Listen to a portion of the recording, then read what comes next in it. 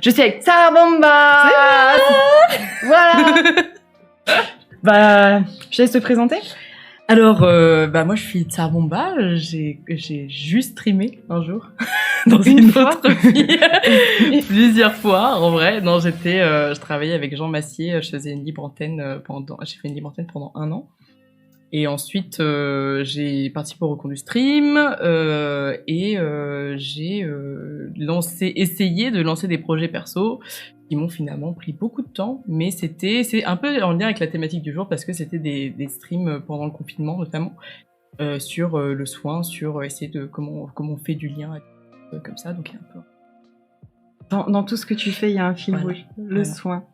Et sinon, dans la vraie vie réelle, je suis étudiante en master de développement rural à Lyon 2 et c'est un peu cette expérience que je vais vous raconter aujourd'hui, je crois.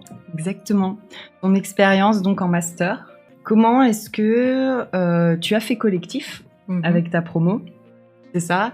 Et comment est-ce que tu en as fait un vecteur de mobilisation et de politisation? Tout à fait, voilà. Des très longs mots. Voilà, c'est ça. Car j'aime les longs mots qui finissent par sion. C'est important. Ouais. On en parle? Ouais, c'est parti. Alors en gros, ce qui s'est passé, c'est que moi j'arrivais j'avais fait des études de sciences politiques à Paris 8 avant, donc une fac de gauchiste, une fac très politisée. Où on avait une grosse expérience de grève, la grève contre la réforme des retraites en 2019, où on était, tout le département était en grève, et on était évalué sur notre capacité à monter des projets pendant cette grève.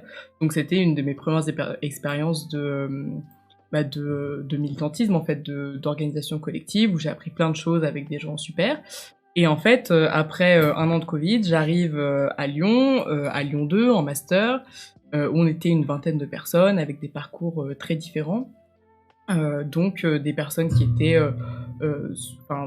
pour la plupart plus jeunes que moi, qui venaient de parcours professionnels, que ce soit DUT, licence pro et compagnie, et qui, eux, avaient pas du tout ce rapport-là aux études, ce rapport conflictuel à la fac, par exemple.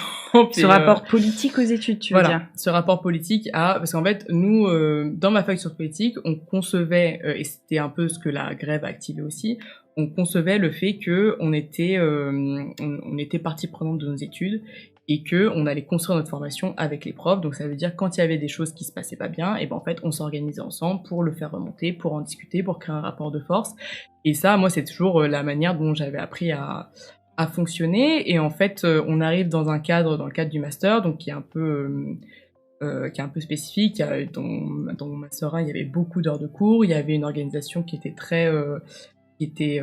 très stricte, où on était un peu infantilisé, où on avait vraiment cette notion de l'assiduité, enfin on était vraiment traités comme des enfants par les profs, quoi. Et moi, ça me rendait un peu dingo. Et donc du coup, c'était Alors je te coupe juste, est-ce que tu sais ça, si c'est un truc qui était typique à Lyon, ou si c'est dans la fac d'où tu venais qu'il y avait une politisation qui était plus forte qu'ailleurs? Comment t'expliques ce décalage en fait entre les deux facs? Alors pour moi, il y a 2 choses. Il y a le fait que Paris 8, c'est une fac qui est très politisée, et le département de sciences politiques, c'est dans son essence même de construire cette relation-là avec les étudiants. Le deuxième élément, pour moi, c'est la spécificité du master dans lequel je suis. Il y a une histoire d'être très exigeant, avec un gros volume horaire, et avec des personnes qui viennent de plein de formations différentes, donc qui n'ont pas forcément une culture commune des études, vu qu'ils ont plusieurs expériences. Ok. Et là, c'est ce qui s'est passé. Il y avait des personnes en reprise d'études aussi. Et en fait, les premiers mois, ça a été très difficile. On s'est fait rouler dessus, concrètement. On avait des horaires de cours qui étaient vraiment très difficiles, et avec beaucoup de projets de groupe. Et en fait, au bout d'un moment, donc moi aussi, on a fait des petites élections de délégués. Bon, je me suis présentée, j'étais élue, bref. Waouh, clap. Du coup, moi, j'avais un peu ce souci de me dire, ok, en fait, là, je sens qu'il y a des gens qui sont en souffrance. Moi y compris. Donc du coup, comment on fait pour riposter ensemble face à l'équipe enseignante? Comment on fait pour s'organiser, pour s'autogérer, en fait, pour créer des manières de s'organiser collectivement pour rendre le master plus supportable et compagnie. Et quand tu parles de souffrance qu'il y avait du coup dans la promo, tu penses à quoi? Bah, c'est vraiment de la surcharge de travail, en fait, de l'épuisement, une perte de sens aussi très tôt dans le début de l'année, ce qui est quand même dommage, quoi.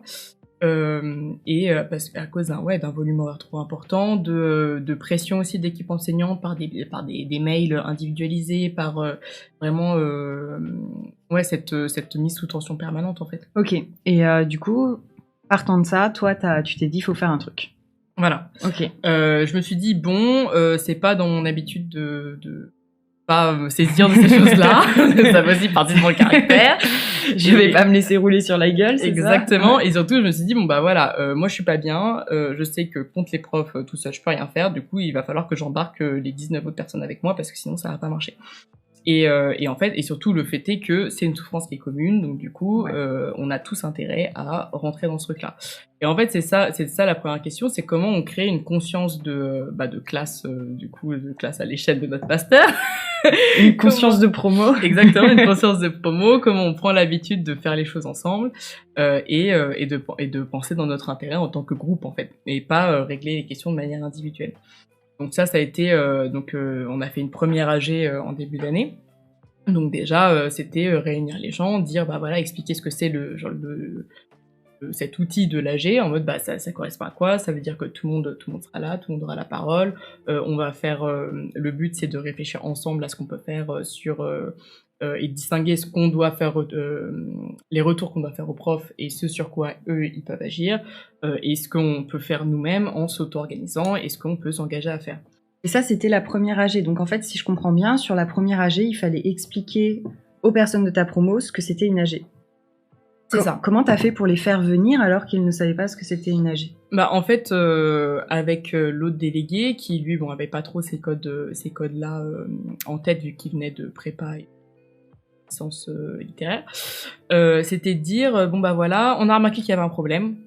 Du coup, ça vous dit, on reste 1h45 minutes après les cours pour en discuter et faire voilà, concrètement parler de ces choses-là.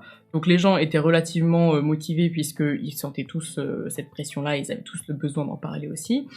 Et donc finalement, voilà, une personne a pris la parole, la deuxième, en fait, on s'est rendu compte qu'on sentait les mêmes choses et qu'on avait tous cette pression-là. Et du coup, ça permettait aussi de désindividualiser les problèmes parce qu'en fait, on était beaucoup à se dire ah oui mais c'est parce que moi je viens pas de la bonne formation, ah mais c'est parce que moi dans mon parcours j'ai pas vu ça, du coup je suis à la traîne, du coup faut que je bosse plus et tout. Et en fait ça c'est un sentiment qui est ultra dur à gérer parce que c'est la culpabilisation. La culpabilisation, et c'est se dire voilà moi je suis pas au niveau, je suis en retard par rapport au groupe. Et donc du coup c'était déjà le premier objectif pour moi, c'est de se dire ok, on va se mettre en lien, on va partager nos expériences et pour se rendre compte qu'elles sont communes. Okay. Et pour moi, c'est ce premier truc de l'esprit de classe, enfin de l'esprit de promo à développer, c'est de dire en fait, on a le même vécu, on a la même expérience de ce truc-là et on a intérêt à se mobiliser autour de ça. Ouais, voilà, en mettant en commun le vécu, enfin en particulier les difficultés que vous rencontriez mutuellement, vous avez fait un sujet politique. C'est ça. Et en fait, donc on était tout fiers de notre AG, on a écrit un grand mail, on s'est dit ah ça va marcher, ça va être super. Bon moi je savais très bien que tout va changer, demain ça ira mieux. Voilà, moi j'étais pas dupe une seule seconde de ce truc-là, mais bon au moins c'était un premier pas pour se dire bon une première tentative de dialogue avec les profs pour mettre un semblant de rapport de force et aussi leur dire en fait on s'est organisé, on a fait une réunion. Ce mail c'est pas juste 2 personnes, c'est toute la promo en fait qui le soutient derrière. Et on avait des revendications qui étaient assez basiques, c'est-à-dire réduction du volume horaire, rendre l'assiduité pas obligatoire, surtout pour les petits qui risquent d'être défaillants, et voilà plus de temps aussi, et des consignes plus claires aussi, parce qu'en fait il y avait aussi des flous par rapport aux travaux qu'on avait à rendre. Et en fait, les profs nous ont répondu « Ah, mais c'est très très bien, vous vous êtes organisés, mais c'est vraiment la clé du succès, c'est vraiment trop trop chouette, c'est super bien. » Et en fait, elles ont rien suivi de ce qu'on avait demandé. Et en fait, elles ont vachement joué ce jeu-là toute l'année où en fait, elles créent des semblants de situations de dialogue pour acheter la paix sociale concrètement. où elle nous écoutait pendant des heures parler de nos problèmes, et à la fin, il y avait toujours aucune rien qui était mis en aucun place. effet. Voilà. Ouais. Donc au bout d'un moment, on a quand même eu un peu marre. Après, nous, de notre côté, on a décidé de s'auto-organiser. Donc c'était de dire, voilà, maintenant qu'on a tous ces problèmes-là, on va essayer de les gérer en commun. Donc voilà, qu'est-ce qu'on peut faire? On peut faire un drive, on peut mettre tous les cours déjà. Ok, donc les personnes qui prennent des notes, ils s'engagent à le mettre sur le drive. On peut, voilà, on avait un placard de classe. Alors, donc, ouais. je te coupe juste avant que tu finisses sur ce que vous avez commencé à mettre en place. C'est en fait devant, vous avez vu que l'administration était contre vous et ne lâcherait rien du tout. Donc, vous avez pensé à comment faire pour que l'année soit quand même supportable malgré le conflit finalement avec les personnes de pouvoir. C'est ça. C'est comment on peut s'adapter entre nous, comment on peut répondre à nos problèmes, comment on peut s'entraider aussi, des personnes qui étaient un peu plus à la traîne, des personnes qui avaient un peu plus de difficultés, comment on pouvait leur donner les outils aussi quand ça allait un peu mieux de notre côté pour faire en sorte que ensemble on y arrive en fait. Ouais, ce que je trouve intéressant dans ce que tu dis, c'est que collectivement, vous avez décidé de mettre en place des stratégies qui viendraient en aide à tout le monde, et en particulier aux personnes les plus à même de rater leur année, quoi. C'est ça. Ok. Et en fait, l'objectif, c'était, on laisse personne sur le carreau, et personne, on fait en sorte que tout le monde arrive au bout de ce master, parce que c'est une grosse galère pour tout le monde. Mais ça a été, il n'y a pas eu des personnes qui étaient moins investies que d'autres ou quoi? En fait, on s'est dit, en fait, il y avait un peu ce risque-là au début, parce que évidemment, c'était toujours les mêmes meufs qui prenaient les notes, qui faisaient des jolies fiches pour tout le monde, des jolies fiches de révision et tout. Et en fait, ça c'était un deuxième problème qu'on abordera peut-être après, la dimension genrée du soin, vaste chapitre. Et en fait, au début, c'était de dire aussi, en fait, tout le monde n'est pas capable de faire des fiches et tout le monde n'est pas capable de prendre des notes pour tout le monde. Donc, par contre, tout le monde n'est pas capable de contribuer à sa juste valeur, aux mesures de ses capacités. Et donc, du coup, si tu prends pas des notes, mais que tu vas en bénéficier, et tu peux par exemple payer le café le matin et faire en sorte, parce qu'on avait une armoire de classe, donc faire en sorte que dans l'armoire il y ait du thé, il y ait genre des éco-cups, il y ait un torchon, il y ait genre de trucs, faire en sorte que organiser, je sais pas, des apéros, créer des occasions, et en fait faire des choses qui bénéficient à tout le monde, au même titre que les fiches qui vont être faites par la promo vont te bénéficier. Ok, d'accord. Et c'est un peu ce truc de dire, tout le monde peut trouver sa place à un niveau, et donc du coup aussi, les filles qui prenaient beaucoup de notes et qui faisaient des belles fiches, c'était là, ok, moi ça me va de me dire, mes fiches je les ferai de toute manière, donc je les diffuse, et à côté, on a des croissants, on a le café, on a d'autres choses qui se passent, et c'est cool en fait. Ok, c'est vraiment valoriser ce travail-là qui n'est pas forcément valorisé dans d'autres circonstances. Et va y avoir cette question que n'importe qui te posera, c'est comment t'es sûr que tout le monde fait sa part et que tout le monde fait quelque chose? Pour moi, je pense qu'il y a aussi, en fait, pour moi, c'est vraiment montrer à quel point on a tous intérêt à participer à ce truc-là, parce qu'en fait, concrètement, on améliore notre qualité de vie de ouf, en fait. C'est parce qu'on aura tous des partiels, on aura tous envie d'avoir des trucs pour réviser. Le matin, quand on arrive, on a tous envie de prendre le café. Et donc, du coup, c'est ces éléments-là qui embellissent vraiment notre vie. Et donc du coup, c'était aussi créer ce sentiment de redevabilité. Donc peut-être qu'au début, ça serait toujours un peu les mêmes qui feraient l'effort, en mode et qui prennent l'habitude, donc ça soit les personnes les plus motivées. Mais c'est aussi dire à chaque fois que les personnes disent merci, c'est de dire ah ouais en fait la prochaine fois c'est toi qui le fais.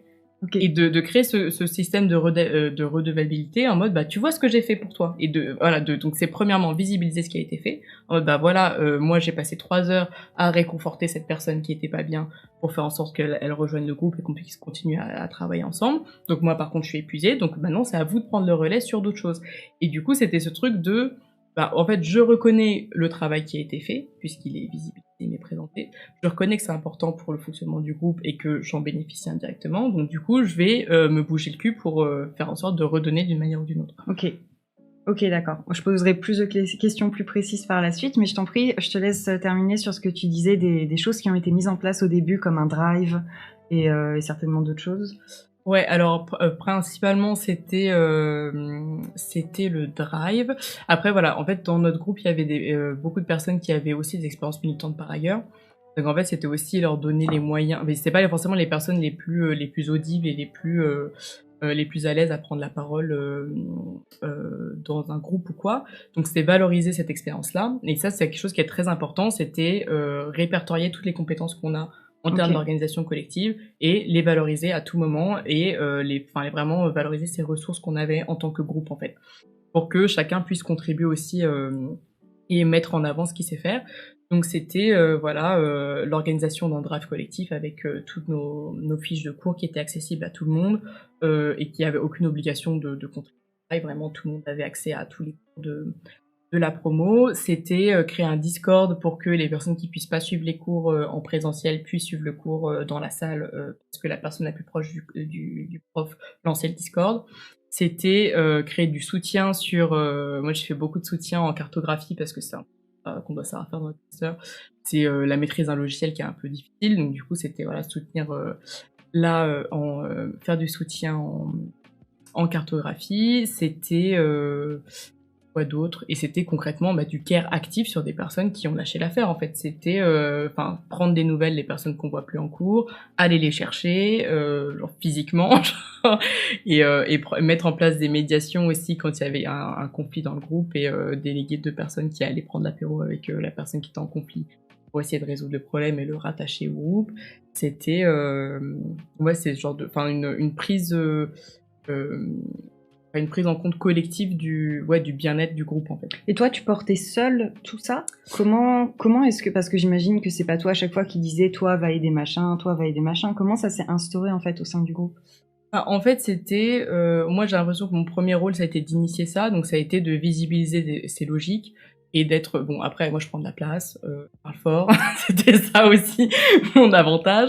Et c'était et donc du coup c'était un peu montrer que il y a des modes d'organisation qui existent et montrer que ça marche en fait. Et juste par le fait que et en fait que c'est pas moi qui vais prendre des décisions, c'est organiser la parole collective en fait. C'est organiser des temps de parole pour que chacun puisse s'exprimer et chacun puisse mettre en avant ses idées et qu'en fait c'était pas juste mes idées à moi, c'était ce que le groupe proposait que je pouvais reformuler ou rendre plus effectif pour que ça se lance quoi. Mais c'était vraiment un travail de facilitation plutôt qu'un travail de d'imposition de ma propre vision des choses en fait. Et rien que ça en fait on a révélé toutes les forces qu'on avait ensemble et ça a suffi en fait. Et après à force et aussi c'est beaucoup de coups de gueule. Parce qu'après, s'il y a la question Alors, avant d'en arriver là, ouais. Je voulais te poser la question, comment est-ce que... Parce que tu sais, quand tu arrives dans un groupe, parfois, tu as des compétences et tu n'en es pas conscient. Mm-hmm. Comment est-ce que vous avez mis en place quelque chose pour détecter les compétences des personnes qui, peut-être, avaient l'impression qu'elles pouvaient rien apporter? En fait, c'est... déjà, au sein de nos cours, on avait, à chaque fois, au début de l'année, tout le monde se présente, dit de quel parcours il est. Et en fait, on a commencé à se connaître, en fait, tout simplement. Ouais. Et pour moi, c'est vraiment un truc qui est important pour moi, c'est de repérer les personnes qui ont un peu... qui doutent un peu aussi de leurs compétences, et de dire, valoriser, en fait, tout ça, mais juste par des remarques, bienveillantes, quoi, en mode, waouh, mais c'est trop cool, ta fiche, elle est trop belle, ah ouais, mais genre trop intéressant ce dont t'as parlé en cours, trop cool cet outil de facilitation, ça va grave nous aider, on va grave se l'approprier et tout. Et en fait, c'est être dans un dialogue bienveillant et valoriser ce qui est fait et ne pas hésiter à le dire en fait. Mmh. Et ça, c'est le feu quoi. Donc avant qu'on en arrive aux problématiques liées au genre, explique-moi un petit peu ce que vous avez fait vis-à-vis du care. Tu l'as un petit peu évoqué avant, donc explique-moi un petit peu même comment est-ce que c'est arrivé dans la conversation. Pour moi, c'est pas dissociable des dynamiques de genre parce que moi, cette dimension du care, c'est quelque chose qui est très importante pour moi du niveau personnel parce que moi j'estime que c'est le seul mode d'organisation d'avenir en fait, cette logique là de empathique envers les autres et de faire en sorte que les gens se sentent bien de manière générale et se sentir soucieuse en fait du bien-être des autres mais de manière générale. Et c'est ça que je voulais partager dans la promo. Et en fait, moi, naturellement, c'est ce que je fais. Donc, du coup, j'ai commencé à le faire dans la promo. Et les gens ont commencé à se dire, en fait, c'est vrai que c'est bien, en fait. Et les personnes qui en bénéficiaient, et ça, c'est plutôt sur la deuxième partie de l'année où il y a eu En fait, on est tous partis en stage aux 4 coins de la France. Dans des coins souvent perdus, sans nos potes, dans des situations pas forcément faciles, avec un mémoire à écrire, ce qui était un gros exercice. Et en fait, il y en avait pas mal qui étaient en déprime, il y avait pas mal qui étaient démunis, qui n'avaient pas forcément de méthodo. Et donc du coup, il commence à avoir ces messages qui commencent à arriver en mode bah voilà, machin, je l'ai appelé, il est totalement au fond du gouffre, machin va pas bien du tout, faut faire quelque chose. Et du coup, c'était se dire bah OK, on s'organise. Donc on a fait un comité de bien-être, une task force de bien-être dans la classe. Au début on était deux. Et en fait, bah ouais, j'ai passé beaucoup de soirées à appeler les potes quoi, pendant 3 heures, à revoir leurs plans avec eux, à essayer de leur donner un coup de main et d'essayer de juste parler, d'essayer de voir comment ça peut aller mieux quoi. Et en fait, à chaque fois c'était ah bah ouais merci beaucoup d'avoir pris ce temps, c'est lourd, comment je peux te rendre ça. J'étais là bah écoute machin est pas bien, appelle-le. Et du coup en fait, c'était un peu instaurer une pyramide de Ponzi du Caire où une personne aidée en fait c'était genre une autre personne qui allait aider, enfin c'est quelqu'un qui allait aider quelqu'un d'autre d'après. Et en fait c'est comme ça aussi que moi-même je me décharge cette charge qui est beaucoup trop importante. Bon elle est restée importante quoi qu'il arrive, mais c'est une manière de diffuser ce truc-là. Et aussi de dire, bah voilà, en fait, moi tu m'aides, si tu vas aider quelqu'un d'autre, bah en fait tu m'aides moi parce que je sais que machin sera moins en galère et du coup, enfin, moi ça ira mieux de manière générale, tu vois. Et du coup, pour moi, c'est ça, cette conscience collective qu'il faut acquérir, c'est de se dire, en fait, quand on se rend des services, c'est pas unilatéral, c'est vraiment on rend service au groupe et le groupe nous le rendra. Donc, si je prête un livre à machin, j'attends pas que machin me rende un livre, mais j'attends de choper un livre chez quelqu'un d'autre et c'est comme ça qu'on s'équilibre, quoi. Je vois. C'est intéressant ce que tu dis, l'aide n'est pas unilatérale dans le collectif. Que si t'aides un membre du collectif, ça doit te revenir d'une manière ou d'une autre, mais pas nécessairement de la personne que t'as aidée. Exactement, et puis surtout c'est un gros investissement en termes de temps et d'énergie, et il y a des fois où juste t'as pas la force quoi. Et il y a des gens qui ont pas les mêmes capacités de soins aussi, parce que c'est des choses qui s'acquièrent, qui mettent du temps et tout, c'est une certaine posture. Et du coup, c'est aussi accepter qu'il y a des moments où, et moi-même, bon, ça a été dur pour moi de l'accepter, mais qu'à des moments, je suis au fond du gouffre et en fait, je peux aider personne à part moi-même, quoi, déjà. Et en fait, c'est là où on se rend compte que, en fait, il y a des gens qui sont pas aussi, quoi. Parce que eux, quand ils étaient pas bien, c'est toi qui les as aidés, et puis en fait, ça te revient, et c'est comme ça, quoi. Et c'est ça qui est beau, et ça, c'est une force incroyable. Est-ce que tu veux nous dire un petit peu pourquoi le care, pour toi, c'est important ? Pour moi, c'est important parce qu'en gros, dans ma famille, il y a beaucoup de femmes importantes, qui m'ont un peu servi de modèle, quoi, à commencer par mes grand-mères, qui, elles, ont totalement subi leur rôle de care, comme beaucoup de femmes à cette époque-là. Mais en étant assignées à ce rôle de care-là, et en fait, elles ont fédéré toute la communauté de leur communauté de vie autour d'elles, en fait. Enfin, pas autour d'elles, mais elles ont eu un impact ultra fort sur les personnes avec qui elle vivait, que ça soit ma grand-mère maternelle qui qui allait faire les piqûres pour la grippe à tous les vieux du village dans sa commune. Elle était investie au conseil municipal, elle s'occupait de partager les machines à tricoter entre les femmes entre les foyers pour que tout le monde puisse tricoter des pulls pour ses gamins. Et en fait, c'est ce travail-là qui paraît invisible et qui paraît insignifiant parce que non rémunéré, mais qui en fait a un impact énorme. Et le fait est que quand elle est décédée, en fait tout le monde avait un mot gentil à lui, genre pour souvenir d'elle. Et c'était c'est fort en fait de se dire en fait voilà un service rendu, mais en fait tout l'impact que ça a à l'échelle d'une vie, à l'échelle d'une communauté. Et en fait moi c'est un peu dans mon parcours de féministe, j'ai un peu du mal à rattacher cette notion avec mon émancipation, mes lectures et tout, parce que évidemment quand tu commences par le b.a.-ba, donc Simone de Beauvoir, on te dit oui machin, finalement c'est un peu il faut savoir s'émanciper de ce rôle-là, il faut vouloir s'investir sur les sphères masculines aussi, machin, le foyer c'est quelque chose de c'est une prison, ce genre de choses. Et c'est ma lecture perso de Beauvoir, je sais pas si ça fait longtemps, je sais pas si c'est du Beauvoir dans le texte. C'est pas elle, c'est une autre qui le dit. Voilà, carrément. Mais du Beauvoir approximatif, on va dire. Et en fait, moi j'étais là, putain, ça me fait chier en fait, parce que pour moi c'est des choses qui sont belles, c'est des choses dont j'ai bénéficié, qui m'ont fait du bien. Et pour moi, en fait, on devrait pas le nier et le passer sous silence, on devrait l'élargir et l'apprendre à tout le monde en fait. Et oui, je suis d'accord que c'est pas aux meufs de s'en charger. Mais en fait, tout le monde devrait s'emparer de cette tâche-là et être compétent là-dedans, parce qu'en fait, c'est ça le truc, c'est que pourquoi c'est les meufs qui s'en chargent, c'est parce que bah les mecs ils sont totalement moisis à ça, c'est clair, genre parce que ils sont pas civilisés de la même manière, enfin bref, vous connaissez la musique, mais regardez les vidéos de cette personne.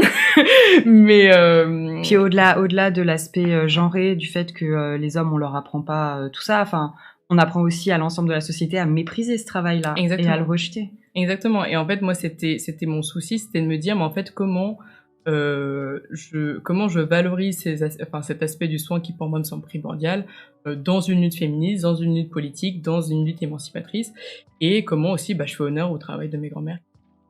Casser le dos pour ça, quoi. Donc c'était une vaste question, et en fait j'ai eu des discussions ce week-end avec un gars. On est arrivé à la notion de soin guerrier. Wow, let's go! Le soin guerrier, c'est trop bien! Et en gros, c'était comment, en fait, t'imposes cet état de fait à un groupe, en fait. Comment on va vous imposer le soin. Attention, ça fait un peu autoritaire. Hein. Oh oui! C'est totalement ce que je dis. Ouais, c'est comment, en gros, cet état de fait, cette nécessité de prendre soin des autres, enfin, cette échelle de valeur, tu l'imposes à ton groupe, en fait. Et en fait, ça, c'est ça que j'ai fait dans cette promo, concrètement, c'était de dire, en fait, dès qu'il y avait un mec qui faisait le connard, ou, bon, en vrai, ils étaient mignons de manière générale, il n'y avait pas trop de... Oui, mais il faut faire le spectacle un peu, il faut rajouter. Et du coup, voilà, dès que, en gros, par exemple, un exemple tout bête, il y a eu des cas de Covid dans la classe, et du coup, c'était une pote à moi qui s'est chargée de recenser les cas, d'aller voir les gens qui étaient absents, leur demander depuis quand ils étaient malades, est-ce qu'ils avaient fait leur test, enfin toute cette logistique-là. Ah ouais, d'accord, ok. Voilà, c'est toute cette logistique-là pour transmettre l'information au prof. Et en fait, elle a fait une série de vocaux sur la conversation du groupe en disant pour expliquer un peu les modalités du truc et comment remplir le tableau pour transmettre l'info. Et en fait, il y a un gars qui est l'autre délégué d'ailleurs, donc c'est pour ça que j'étais très fâchée contre lui quand ça s'est passé, qui était là en mode oh là là, mais tu te saoules avec tes vocaux et tout, vraiment trop chiant, tu sais, moi j'aime pas ça, machin. Et en fait, la meuf, ça l'a ultra atteinte parce qu'elle avait passé son week-end à prendre soin des autres, justement, à recenser tous ces cas-là. Et en fait, lui, il écoute même pas. Il lui a chié dessus, quoi. Il lui a chié dessus. Ouais. Et fun fact, ils sont ensemble maintenant. Et du coup, et en fait, elle était vraiment, étant là, en plus c'est une personne un peu sensible, du coup vraiment ça l'a blessée énormément parce qu'elle avait l'impression qu'on avait chié sur son travail en fait. Et du coup, celui-là, ouais, on l'a pris entre gaz en mode, mais gros, tu te rends compte de la violence que tu fais, en fait, genre, tu sais, le week-end qu'elle a passé, Eva, à faire tout ce truc-là, en fait, c'était un travail de malade. Donc calme-toi, premièrement, et puis surtout, tu vas t'excuser maintenant. Parce que là, c'est pas possible que ça passe comme ça. Et en fait, c'est vraiment se dire, en fait, rien laisser passer, premièrement. Et surtout, monter au créneau à tout moment. Et surtout, en fait, ouais, je le faisais un peu, pas sur le ton de la blague, mais en fait, bon, moi, j'étais catégorisée très très vite comme la méchante lesbienne du groupe, donc du coup, c'était facile de tenir ce rôle-là de personne autoritaire et de méchante, et j'ai adoré faire ça. Et du coup, bon, et pour moi, c'est ça aussi qui fait un peu cette distance par rapport aux mecs, c'est que je peux les engueuler sans problème, il n'y a pas d'enjeu entre eux et moi, ouais, de manière générale. Donc du coup, je les traite comme des enfants de manière générale. Et en gros, c'était aussi ce truc de, en fait, je pouvais partir très vite au quart de tour en mode, non mais on est où là, en fait? Genre, c'est quoi que tu viens de faire là? En fait, genre, tu te rends compte de ce qui a été fait? Genre, là, tu manques de respect aux gens, en fait. C'est pas possible. Et c'était, et voilà, en fait, c'est oser, genre, monter au créneau tout le temps et dire, en fait, là, c'est pas correct, en fait. Ouais. Et du coup, et en même temps, en faisant comprendre que c'est pas personnel, mais c'est juste, là, en fait, peut-être tu t'en rends pas compte, mais ton comportement, c'est de la merde. Et ça, c'est pas possible, en fait. Et ça, c'est pas acceptable. Donc, du coup, c'est, en fait, comment t'évolues aussi. Et c'est de dire, voilà, j'ai rien contre toi personnellement. Mais là, concrètement... Comment tu fais quand tu rencontres un ego, justement, qui le prend personnellement? Comment tu gères cette conflictualité-là? Alors... Parce que j'imagine que, bon, je les connais un peu, il y a des hommes qui ont dû le prendre un peu mal, ou voire même peut-être des femmes. Ouais, alors, bon, après, il faut savoir que dans la classe, on a un peu de chance, il y avait beaucoup de mecs qui étaient c'était plus des profèmes à la base, en mode, j'adore ce que tu fais. Alors, par contre, quand il s'agit de faire des trucs, il n'y avait plus personne. Du coup, ça, c'était une autre dynamique à enclencher, quoi. Mais après, ouais, il y en a eu 2-3 qui ont eu un peu de mal au début. Et en fait, c'était de dire... en fait, moi, c'était genre déjà, je me rends compte que parfois je monte dans les tours vraiment et que je me crispe autour de quelqu'un et tout, du coup, là, je sais que c'est plus. Et donc, du coup, en fait, c'était de dire, en fait, c'est pas moi qui vais m'en charger, mais c'était mobiliser d'autres mecs sur la question et dire mobiliser d'autres gens en fait, parce que moi, je conscientisais aussi que j'avais atteint mes limites avec ces personnes-là dans ce rapport-là et qu'en fait, ouais, on pouvait plus agir. Et justement, pour l'autre délégué. En gros, on a eu plusieurs conversations où lui était là en mode « Oh là là, mais t'es bien un peu énervé, tu m'aimes pas juste parce que je suis un homme, machin !» Moi, j'étais là, gros, j'ai pas de temps pour toi. Concrètement, je n'ai pas de temps pour toi. C'est pénible. Et en fait, c'est comment ça s'est rattrapé. Bah, en fait, c'est déjà, voilà, parce que genre la meuf qu'on connaissait en commun, elle a fait ce travail de care pour moi, en fait. Donc, c'était aussi ça. Et surtout, en fait, on a appris à se connaître dans une autre dimension sur un plan plus perso. Et c'était aussi voilà, apprendre à mieux se connaître et en fait j'essaie de prendre soin de lui aussi. Et du coup, il a reconnu ce travail-là. Et en fait, il s'est rendu compte que ouais, en fait, c'est chouette. Et en fait, pour moi, c'est ça le truc, c'est en même temps, c'est pour ça le soin guerrier pour moi, ça résume bien l'idée, c'est vraiment imposer le soin aux autres en fait. Même s'ils ont pas envie qu'on prenne soin d'eux, parce que les gens parfois ils ont pas envie qu'on prenne soin d'eux, mais c'est juste ça. Ouais, et donc c'est là, tu l'imposes quand même. Ouais, c'est de dire, mais tu forces, tu vois, tu te dis, mais en fait, là, t'as pas mangé depuis, ça fait 36 heures que t'as pas mangé, mais tu vas venir manger à la maison, en fait. Parce que là, le repas, il est prêt, donc en fait, tu viens, en fait. C'est comme ça. T'as pas le choix. Voilà. Et c'est ce truc-là. C'est déjà arrivé que quelqu'un refuse et qu'il y ait vraiment un blocage, ou que ce soit plus possible de prendre soin de la personne. Ou qu'elle se braque, je sais pas. Oui, mais en fait, c'est genre quand ça arrive, c'est qu'on trouve d'autres portes, tu vois, et c'est d'autres personnes qui s'en chargent d'une autre manière aussi. Et c'est, mais en même temps, moi, en fait. Merci Malève. C'est aussi, pour moi, c'est ce truc d'une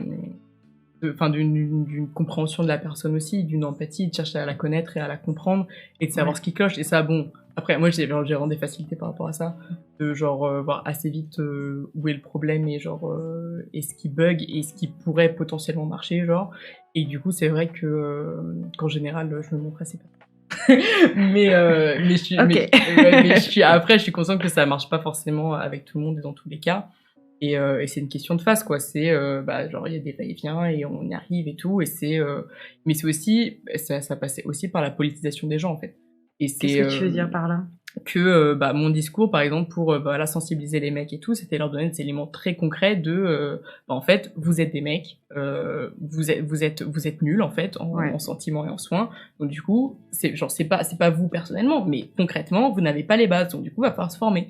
Et du coup, c'était dire voilà, regarde moi ce que j'ai fait pour telle personne et sois conscient qu'il va falloir être prêt à faire la même chose aussi pour les autres, et c'est comme ça. Et en fait, et c'était aussi outiller les meufs aussi et leur dire, en fait, là, si t'es énervé et que t'es en crise de nerfs, c'est pas parce que t'es trop émotive et que t'es hypersensible, c'est parce que concrètement, on t'a fait chier. Donc déjà, ce sentiment, il est légitime, et puis surtout, en fait, ça va plus se reproduire parce qu'on va les choper en fait, et ça va plus être possible. Et c'était de dire aussi, et en fait, en équipant les deux parties de la classe avec ces outils-là, et en fait, après, c'était les meufs qui disaient « on est où là ?» Ouais, donc tu leur as, enfin pas que toi, mais les meufs ont gagné en puissance en fait, de pouvoir réaffirmer leurs limites et voir quand est-ce qu'elles étaient dépassées. C'est ça, et c'est aussi montrer l'exemple de dire en fait, quand tu te fais pas marcher dessus, en fait, c'est les meufs aussi. Voilà, et c'est les meufs aussi qui vont pas se faire marcher dessus, et c'était aussi rappeler à l'ordre quand il y avait des comportements entre les gens, en mode « mais gros, tu fais quoi, tu sais ?» Ouais. Et en fait, c'était outiller tout le monde. Et en fait, la conclusion de ça, c'est que, en fait, ça roulait, quoi. Après, c'était les mecs qui envoyaient des messages pour savoir si ça allait, c'était les mecs qui lançaient les initiatives et tout, c'était les meufs qui avaient beaucoup plus de temps pour se reposer aussi et qui n'avaient pas à penser à tout derrière. Et c'était super agréable, en fait. Et quand ça marche, c'est ouf. Cool.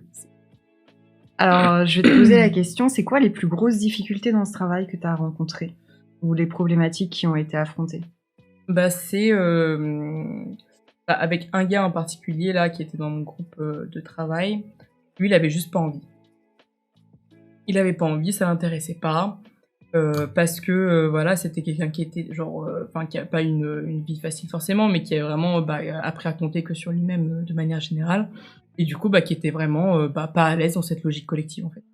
Qui avait pas prévu d'essayer de comprendre comment ça marche, parce que lui, il voyait pas comment il pouvait en bénéficier directement. Et du coup, bah, en fait, on a bataillé, on a essayé de trouver plein d'outils pour le ramener dans le groupe, parce que ça nuisait aussi à notre dynamique et à notre manière de travailler ensemble aussi. Du coup, on a essayé de faire des médiations, on a essayé de faire des ateliers de discussion, on a essayé de faire tout un tas de panoplies de trucs. Et ça marchait pas, juste parce qu'en fait, ces ateliers, pour qu'ils marchent, il faut de la bonne volonté des deux côtés, en fait. Et lui, clairement, il n'avait pas cette volonté-là. Et en fait, c'était dur d'accepter juste que parfois ça marche pas, quoi. Que parfois, bah, tu peux y mettre toute l'énergie du monde, bah, juste ça prend pas, quoi. Et en fait, c'est pas grave, parce que s'il y en a un pour qui ça prend pas, mais que pour tous les 20 autres ça marche, en fait, on s'en sort pas si mal. Mais est-ce qu'il y a un moment donné où vous avez lâché l'affaire avec cette personne? Où vous avez continué d'essayer jusqu'au bout? bah, en fait, on a compris aussi d'où ça venait, et que clairement, ça dépassait l'entendement, en fait. Enfin, ça dépassait nos capacités à nous. Okay. Parce que autant, tu vois, genre, c'est des blocages de machin, enfin, genre, les besoins des gens, une fois qu'on les a bien identifiés, une fois que les personnes ont bien pu les exprimer et tout, bah, on peut les prendre en compte dans une certaine mesure. Et là, ces besoins, c'était beaucoup trop grand, en fait. Et c'est aussi, bah voilà, nous aussi, ce qu'on a essayé de faire, ce qui était très important, c'était de partir des moyens des gens et des capacités des gens. Donc, il y avait plusieurs personnes dans le groupe qui étaient neuroatypiques. Il y avait plusieurs personnes dans le groupe qui avaient des besoins particuliers. Donc, c'était partir du principe, et moi la première d'ailleurs. Et du coup, c'était partir du principe que on allait faire en sorte dans notre organisation, de prendre en compte ces besoins-là et de partir de ça pour construire nos méthodes de travail et notre groupe. Et en fait, lui, il arrivait pas à exprimer ses besoins. Donc en fait, on pouvait pas les prendre en compte. Et donc du coup, à chaque fois qu'on essayait de créer des espaces pour qu'ils puissent s'exprimer, il s'en saisissait pas, il se sentait pas à l'aise de le faire. Et donc du coup, nous on était là, mais en fait, qu'est-ce qu'on peut faire? Parce que le fait est que après, il venait pas, on pouvait pas compter sur lui. Il nous faisait des faux bons et tout. Il y avait des conflits, il avait un peu des conflits avec tout le monde et tout. Et donc, du coup, nous, on savait même pas par quel bout s'y prendre, parce qu'on savait même pas de quoi il avait besoin au fond, quoi. En fait, c'est ça le problème. Et ouais, et donc du coup, c'est un autre outil, juste la communication non violente, les trucs de base je fais une observation sans jugement, j'exprime ce que je ressens de cette observation, j'exprime mes besoins par rapport à ça, puis mes demandes. Et du coup, à chaque fois, tu reprends sur la base de ok, genre c'est quoi le problème? Et en fait, c'est comme ça que on s'est adapté aussi au caractère de chacun, aux besoins de chacun, quoi. Voilà. Ok. Il y a eu d'autres difficultés ou tu penses qu'à celle-là? Après, ouais, c'est comment... après, en fait, on avait les urgences du groupe et du travail en groupe, en fait, où il y avait des choses qui ne dépendaient pas de nous. C'était le calendrier, où en fait, on était dans un cadre qui nous pressurisait toujours. C'est pour ça qu'on avait besoin de prendre beaucoup soin de nous aussi. Ça, je rappelle le contexte. On était dans une vie qui était bien chiante quand même. Et en fait, au bout d'un moment, en fait, à la fin du premier semestre, plus personne n'avait de l'énergie, et c'est devenu dur de s'équilibrer, parce qu'en fait on était tous à bout, quoi. On avait tous tout donné, on était tous au bout du rouleau, et en fait il y a une personne dans le groupe qui a pété un câble, et en fait c'était un peu le symptôme d'un échec collectif aussi. C'était en fait on n'a pas réussi à prendre assez en compte ses besoins aussi dans certaines mesures. Moi je m'étais épuisée à essayer de recréer le lien avec elle, alors que moi-même j'étais épuisée, quoi. Et c'était comment après on dit parce elle était partie, elle avait insulté tout le monde, elle était ultra énervée et tout. Et après la réunion le lendemain ou sans elle, quoi, c'était oui, mais aussi elle fait chier, mais c'était pas agréable, elle nous a planté, c'était chiant et tout. Et moi c'est aussi de dire de rappeler en fait son craquage à elle, en fait c'est nous qui avons pas su faire, c'est nous qui avons pas, oui, c'est le cadre qui fait que on est mis sous pression, que c'est chiant pour tout le monde, mais c'était aussi ce truc de dire en fait on n'a pas assez su prendre en compte ses besoins et l'écouter quand elle nous a qu'elle nous a donné des signaux d'alarme aussi. Bon, après le fait est qu'elle a un mode de communication qui est chaotique, je dirais, mais du coup quand même on s'adapte, quoi. Mais c'est vrai que c'est que là ouais c'était moi ça m'a brisé le cœur, parce que c'était aussi c'est dur de voir une personne en souffrance, en fait. Et de pas avoir les moyens aussi, de pas avoir réussi à anticiper le truc, et pas avoir de répondre à ses attentes aussi. Ouais, donc c'est vraiment ce truc de reconnaître à chaque problème une responsabilité collective. Exactement. Dans les problèmes qui surviennent. C'est ça, et du coup de trouver une réponse aussi, j'imagine, collective. Bien sûr. Pour résoudre les problèmes. C'est trop bien. Ok. Bah, surtout quand ça prend, parce que vraiment, genre, là, en fait, là, depuis, du coup, on est rentré de stage, et là, on a eu le début d'année, c'était beaucoup plus cool, on avait beaucoup moins de cours. Du coup, on avait des méthodes d'autogestion qui étaient ultra au point, où ça roulait de ouf, et on avait enfin du temps pour faire ce qu'on voulait faire. Et en fait, là, depuis le début de l'année, bah, c'est trop cool, en fait, genre, juste, on a fait un week-end d'intégration, on est parti 4 jours avec la nouvelle promo de M1, au milieu de nulle part, parce que nous c'est ça qu'on fait, on traite le nulle part, genre. Et en fait c'est 4 jours où ça roulait, où tous les régimes spéciaux étaient pris en compte pendant les repas, où tout était organisé de A à Z avec des animations pour qu'on se rencontre, pour qu'on fasse des trucs et tout le monde a passé un super week-end, genre. Et moi j'ai pas touché à une seule seconde à l'organisation. T'as rien fait. C'était donc c'est toi qui as instauré le truc, et du coup le week-end d'inté, tout le monde était OP et prêt, voilà. Compétent pour s'en occuper. Voilà, mais après, là, on parle beaucoup de moi parce que je suis là, mais je veux dire, les choses sont extraordinaires. Personne ne doute du fait que c'était un travail collectif. Voilà, c'est ça. C'était un travail collectif, bien sûr. Mais tu vois, par exemple, ce week-end d'inté, c'était cool parce que, moi, avec ma pote Eva, où c'est la deuxième maman de la classe, en fait, nous, on était juste là pour mettre de l'huile dans les rouages quand il y avait des petits couacs, quoi, mais genre, de manière générale, ça roulait, et c'est pour ça on était aussi là pour faire en sorte que ceux qui étaient à l'organisation et qui sont aussi fatigués à l'organisation, qui géraient les problèmes du quotidien, en fait, nous, en arrière-plan, on était là pour faire en sorte de fixer les trucs et cool, quoi.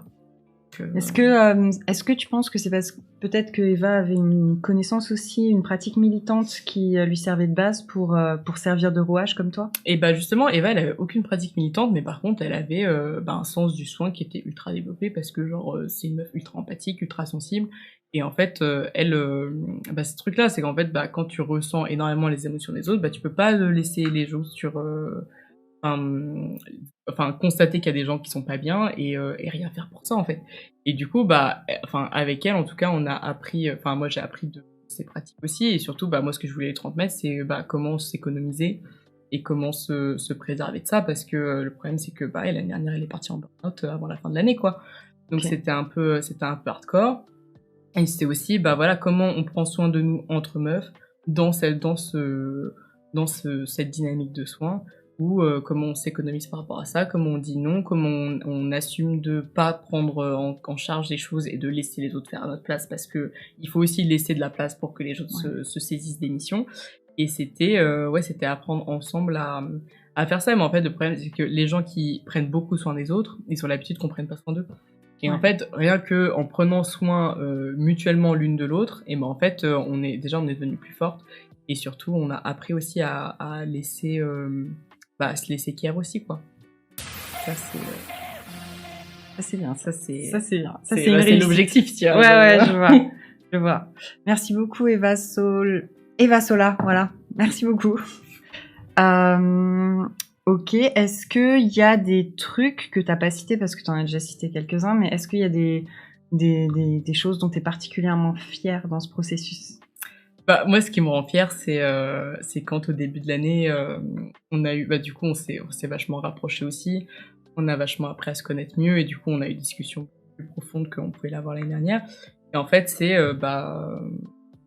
les gens qui reconnaissent le travail qui a été accompli, tu vois, et ce truc, je vis pas pour la reconnaissance, mais ce truc de dire, quand on se présente aux autres et tout, en fait, il y a des nouvelles personnes aussi qui ont rejoint notre classe, et de dire waouh, mais ça se voit que vous êtes un collectif ultra soudé, ça se voit que vraiment c'est les personnes qui nous ont rejoint, c'est deux darons.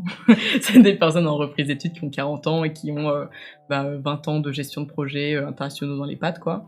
En fait, ils sont arrivés, ils sont là, mais waouh, mais en fait chez vous ça roule, l'organisation elle est ouf, et surtout haute fierté, c'est que cette année on s'est pas représenté en délégué avec l'autre, alors que tout le monde pensait que on était là pour rester, quoi.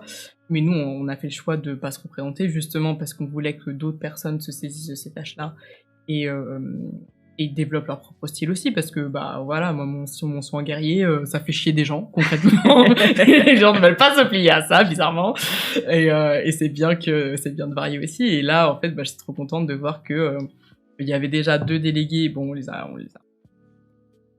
encouragé. Oui, briefé quand même. Briefé. Mais c'était, voilà, il y avait 2 personnes qui étaient volontaires et avec 2 suppléants aussi. Donc maintenant, il y a une équipe de 4 délégués. Et en fait, là, rien qu'en semaine de mandat, ils ont fait des trucs super. Ils sont trop saisis de ce truc-là et voilà et on a fait des petits discours de passation. On a fait toute une petite cérémonie, on a fait ça dans les règles avec un vote à la main levée, tout en règle et tout.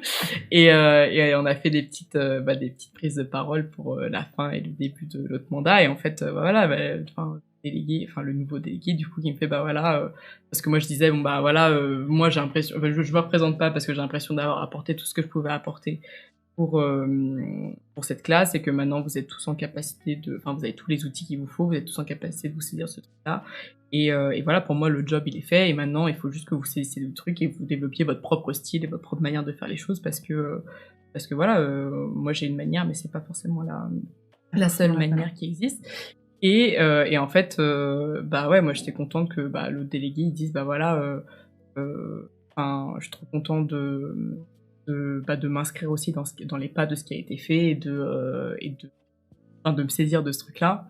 Et en fait, là, il y a eu un problème parce qu'en gros, on arrivait tous en retard en cours. Mais vraiment, genre... et du coup, on commence à se dire, bon, le premier qui arrive et qui se retrouve en tête à tête avec le prof, c'est un peu gênant. En plus, c'est lui qui se fait engueuler alors que les autres sont pas là, bref. Du coup, on s'est dit, bon, il faut essayer de répondre à cette question de manière collective, évidemment. Et Dégué, il a fait un super diapo en disant, avec des mèmes et tout, genre des trucs dans tous les sens, c'était vraiment trop cool. Il a dit, mais finalement, notre destin est lié, donc du coup, c'est pas genre le retard de chacun, c'est notre retard qui peut gérer. C'est notre retard. Ça, c'est vraiment le même de la classe, tu vois. Ouais. En mode, c'est pas mon paquet de clopes, c'est notre paquet de clopes. Ok. Et ça marche pour tout, c'est très marrant. Mais du coup, et c'est ça, ce truc-là, en fait, notre destin est lié. Donc du coup, on est tous en responsabilité de gérer ce truc-là. Ok. Et est-ce que dans toute cette démarche-là, tu as rencontré des limites? Enfin, il y a des moments où t'as abordé des problèmes où il n'y avait plus rien à faire. Est-ce que tu as vu d'autres champs d'action que vous auriez pu investir, mais malheureusement, c'était pas possible? Moi, je pense qu'on a fait le maximum dans ce qu'on pouvait faire dans le cadre qui nous était donné. Parce que à côté de tout ça, à côté de tous nos apéros, faut quand même qu'on aille en cours. Qu'on valide nos années. Mais et pour moi, en fait, c'est plus les choses qu'on va essayer de lancer l'année prochaine. Donc c'est maintenant qu'on a plus de temps, c'est que là on s'oriente sur la création d'un séminaire sur le thème du genre et de la ruralité. Donc pareil en autogestion quoi. Bon, apparemment faut qu'on soit suivi par un prof, mais voilà, on va s'organiser. Et donc ça va être super cool et ça va être une belle expérience. Après, attends, je réponds pas du tout à ta question. Oui, les limites. C'est pas grave. Okay. Non, c'était plutôt pour moi, c'est vraiment que je pense que ça marcherait pas avec tout le monde. Enfin, parce qu'après peut-être qu'on va parler de la question de la reproductibilité. Ouais, mais, c'est ça. Pour moi, ça dépend aussi du cadre qu'on a eu. Donc le fait que on soit dans une université avec des personnes qui viennent pas de Lyon, donc du coup qui ont un besoin aussi de se retrouver et de s'organiser ensemble, qui ont pas forcément de potes à Lyon, donc du coup qui sont en demande d'une sociabilité au sein de la classe, le fait qu'on ait une salle qui nous soit réservée avec un placard pour nous dans lequel on pouvait stocker des trucs, le fait que on soit plutôt dans, enfin il y a pas de gens qui soient trop en déj, qui aient besoin de taffer à côté, qui soient en déj dessus, du coup, le fait que on avait tous un peu cette fibre-là. Et en fait, pour moi, bon, c'est peut-être dû aussi à nos parcours, le fait qu'on fasse du développement rural. C'est aussi qu'on a cette appétence pour pour moi, c'est ça aussi le monde rural, quoi. C'est cette dimension un peu collective de l'entraide, de la vie de bourg et ces de faire communauté aussi, ouais. Voilà, de faire communauté. Et du coup, j'ai l'impression que c'est un truc qui parlait aux gens de manière générale. Et que c'est pour ça que ça a bien marché. Et par exemple, en fait, c'est ça le truc, c'est qu'on voit avec la promo d'en dessous, où nous on arrive en mode... c'était la prochaine question. Voilà. C'est ça. Comment est-ce que vous transmettez ça à ceux d'après? C'est ça. Et en fait, c'était vraiment ce truc de nous, on a tout donné, parce qu'en fait, nous, la génération d'avant, En fait, c'était un groupe qui était très distendu. Le week-end d'un thé, bon, on a dû prendre des choses en main tout Ouais, d'accord. pour s'organiser parce que c'était c'était un peu flottant, quoi. Donc du coup, nous, on n'avait pas forcément transmis ce truc-là. Donc nous, on a dit bon, on va faire tout notre possible pour transmettre ce truc, pour faire une passation, parce qu'en fait, on est une asso de master. Donc le bureau, et c'est un peu elle qui organise le crématé par exemple. Donc en fait, il y a toute la transmission du bureau. On a fait un système de parrain-marraine pour essayer de leur transmettre ce truc-là, pour créer du lien. Là, on va organiser le séminaire ensemble. On va créer des groupes de soutien en méthodo. Parce que nous, on n'a clairement pas eu assez de méthodo pour partir en stage, donc du coup, on va faire en sorte que ça se reproduise pas pour l'année d'après. Donc nous, on va transmettre aussi ce qu'on a appris pendant nos expériences de stage. Et en fait, on se rend compte que ça prend pas. Ah putain. Et on a un seum pas possible parce que nous voilà, on était dans ce truc là de c'est qu'est-ce qu'on laisse, tu vois. Et en fait le problème c'est que déjà le recrutement de la promo c'est pas fait de la même manière du tout. Et en fait il y a ça s'est fait en fait les profs ont choisi des personnes qui avaient à peu près tous le même âge, qui sortaient tout juste de licence, donc il n'y avait pas forcément eu toute la diversité de parcours qu'on avait eu, avec des personnes en reprise d'études, des personnes avec plusieurs parcours que moi. Et donc du coup, ils étaient plus jeunes, ils étaient plus dans un mode scolaire aux études, ils étaient plus homogènes dans leur manière en tant que groupe, quoi. Et voilà, et plus c'était très scolaire et très c'est un peu une promo de lycéen, quoi. Donc en fait nous on était un peu deg. Je vais pas te mentir. Et en fait on a essayé de transmettre ce truc là, mais sauf que c'est une promo de personnes qui sont pas habituées à prendre des initiatives en fait. Ouais, en fait, il y en avait quelques-uns qui sont super mais juste il y a pas de besoin dans le sens où en fait tout le monde se complaît dans ce rythme de travail soutenu, dans cette méthode de travail très encadrée, dans ce truc très infantilisant en fait. Et du coup, les 3-4 personnes à qui ça convient pas trop, en fait, ils ont du mal à prêcher quelque chose. Ouais. Là-dedans, quoi, parce que ouais, c'est des personnes qui, vu qu'ils ont un parcours linéaire, ont pas forcément d'autres expériences aussi par ailleurs, et voient juste pas le problème en fait. Et même si il y en a qui sont en galère, ils se disent voilà, ça c'est mon problème, je vais essayer de mieux m'organiser. Ouais. Et ouais, il y a ce que vous disiez vous-même au début de la promo. Okay. Voilà, donc là ça prend pas forcément. Mais on est qu'au début de l'année, donc je désespère. Peut-être. Ouais. Donc la transmission se passe mal. Okay. Est-ce que la transmission se passe mal? Il y a une mauvaise transmission du savoir. Déjà, au moins, il y a une volonté de transmettre. Donc, Ouais, mais pour moi, la transmission, elle était déjà auprès de notre groupe. Et pour moi, c'est vraiment un truc important que chaque collectif crée ses propres règles et crée ses propres dynamiques. Clairement, ouais. Et en fait, nous, ce qu'on peut apporter, c'est les outils. Mais ce qui compte, c'est de toute manière, c'est que chaque dynamique corresponde aux membres de son groupe, en fait. Et pour moi, c'est ça la question de la transmissibilité. C'est pas tant essayer à tout prix de copier des modèles établis, c'est outiller les gens, mettre en lumière des tendances, quoi, et leur donner l'envie d'agir, en fait. Et leur donner à voir ce que ça peut être un groupe structuré et un collectif qui roule, quoi. Et après, ils s'en saisissent ou ils s'en saisissent pas, mais à partir de ce moment-là, il n'y a pas grand-chose à faire. Ok, ouais, oui, tu leur donnes la méthode et après, c'est ça. Après, ils adaptent la méthode, ils l'adaptent pas, ils l'apprennent pas. Voilà, et c'est plutôt sain, ouais. Pardon, mais pour moi, c'est plutôt sain que ça soit comme ça, parce qu'en fait, c'est... le soin guerrier, alors. Le soin guerrier. Mais bon, en fait, c'est ça le truc, c'est, pour moi, en fait, mon objectif perso, mon but caché finalement, c'est de me dire déjà je le transmets aux personnes qui m'entourent, avec qui je peux vraiment faire ce lien et les personnes avec qui je vis, parce que déjà ça me rend la vie plus sympathique, on va pas se cacher. Genre, il y a aussi c'est l'avantage aussi de vivre dans cette dynamique là, et c'est surtout, et là en fait pour moi l'objectif il est atteint, parce qu'en fait aujourd'hui même les plus réfractaires aux méthodes l'année dernière, et en fait d'une manière ou d'une autre, même si ils disent ouais non machin, en fait ils le font. Ils font partie de ce truc-là et ils se soucient des autres et ils savent comment organiser les choses et tout. Et donc du coup, pour moi, en fait, c'est 20 personnes qui vont parce qu'on va se quitter à la fin de l'année, c'est 20 personnes qui vont aller dans d'autres collectifs et quand ils seront confrontés au problème de « Ah, il y a ce problème-là, comment on s'organise ?» Ils seront là « Attendez, j'ai des outils. » Ils vont pouvoir sortir les choses de leur poche pour dire « Ah bah ok, on va faire ça. » Et pour moi, c'est ça qui compte, c'est éveiller ce goût du collectif en chacune des personnes qui sont autour. Parce que pour moi, c'est comme le proverbe à la con, dire apprends pas aux gens à naviguer, mais donne-leur le goût de la mer pour qu'ils se deviennent des bons navigateurs. Tu as donné le goût de la mer un peu à ta promo. C'était le but, tu vois, c'était de se dire, en fait, une fois que tu as goûté et que tu trouves ça cool, et que tu t'apprends à faire avec et t'apprends comment le faire, et en fait, t'as envie de le faire partout. Et en fait, c'est vérifié parce que dès qu'on est parti en stage, chacun de notre côté, on était là, mais putain, mais les réunions, tout le monde se marche dessus, c'est toujours les mêmes qui parlent, c'est insupportable, enfin, ça dure des plombes, on sait même pas ce qu'on est venu discuter et tout. Et en fait, vu qu'ils ont des méthodes de genre ils sont tous dans leur valise à outils, tu vois, genre des méthodes et des manières de faire et ils savent que ça marche, et ils savent que ça peut marcher dans tel cas. Mais en fait, ils ont envie de les produire et de les appliquer partout et de les transmettre aux autres, en fait. Et c'est ça qui est trop chouette. Et c'est pour moi, c'est le seul objectif, en fait. Tu avais parlé aussi d'un vecteur de politisation. Qu'est-ce que tu veux dire par là? Et moi je me suis pas cachée sur mes intentions.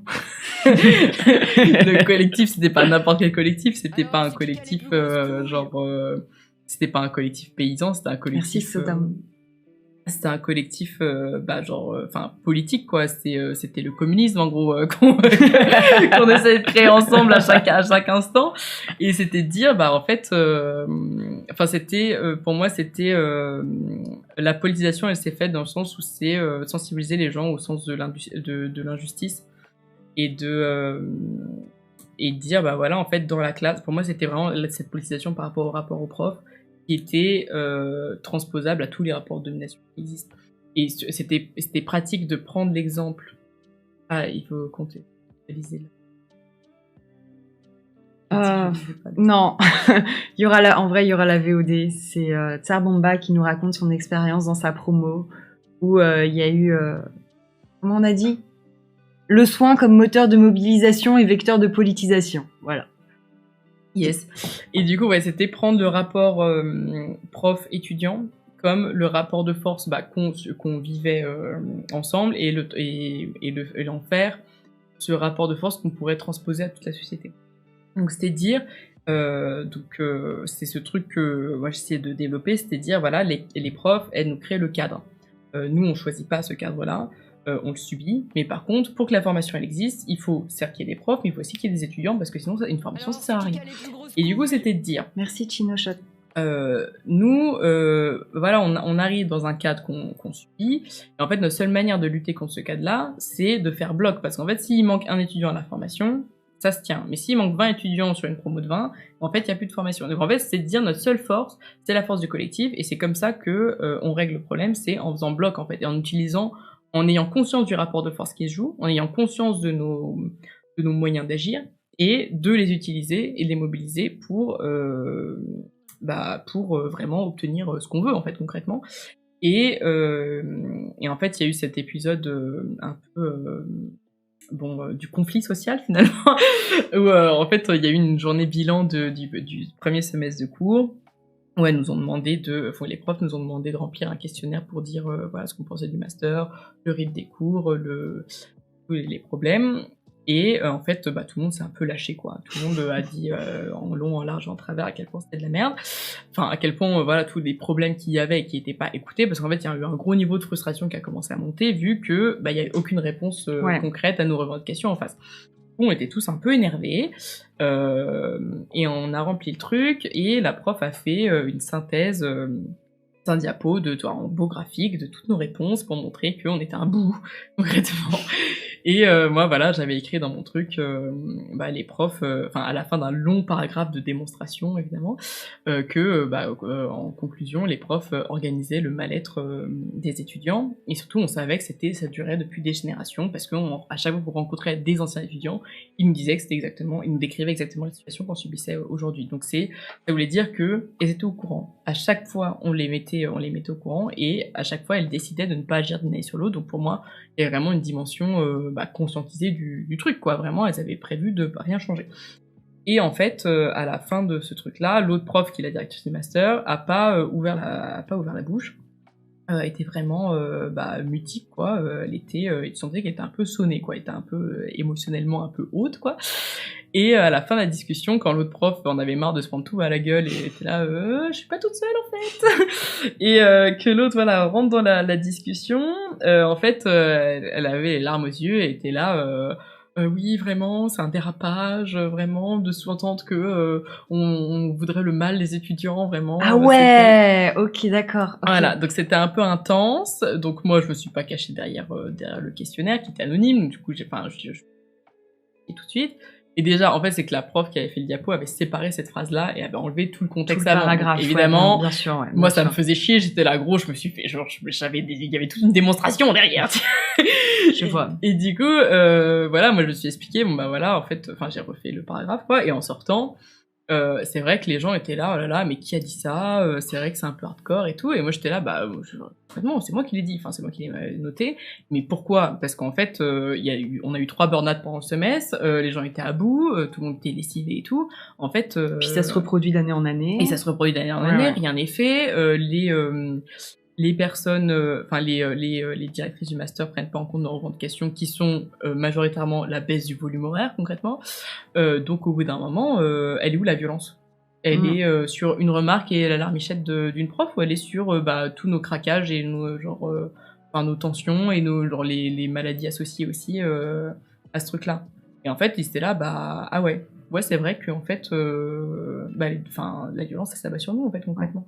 Et du coup, c'était et à la fin, du coup, c'était intéressant parce que voilà, l'autre délégué dit ouais, je pense qu'on n'est pas allé assez fort, on n'est pas allé assez loin, il y allait plus. Et en fait, c'était aussi prendre compte de ce truc-là, de visibiliser le fait que la violence de la domination, prendre en fait la classe comme laboratoire, le rapport prof-étudiant comme laboratoire pour montrer que la domination, elle prend une forme douce, insidieuse, cachée, et que du coup, faut pas hésiter à avoir un propos qui peut heurter, qui peut faire bouger les choses, parce qu'en fait, c'est pas ça la violence. La violence, c'est la domination qu'on subit dans un cadre qui est imposé et compagnie. Et nous, ce qu'on fait, c'est de la défense et c'est du soin pour le groupe. Et c'est ça qui est important. C'est à partir du moment où tu t'inscris dans une dynamique collective, et en fait, t'es légitime à gueuler, parce que tu gueules pas pour toi, tu gueules pour tous les collègues derrière. Et ça, j'ai l'impression que c'est grave transmis.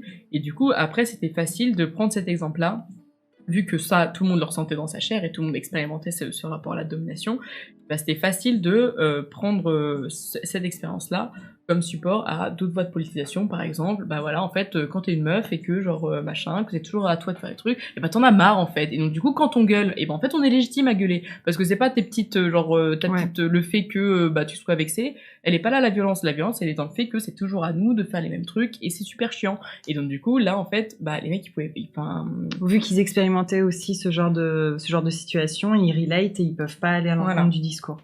Voilà, et c'était tangible en fait, c'était vraiment tangible ces trucs-là. Et du coup, c'était en fait c'est vraiment cette expérience commune qui nous a rendu aussi plus compréhensibles par rapport aux expériences de chacun, et qui l'a fait.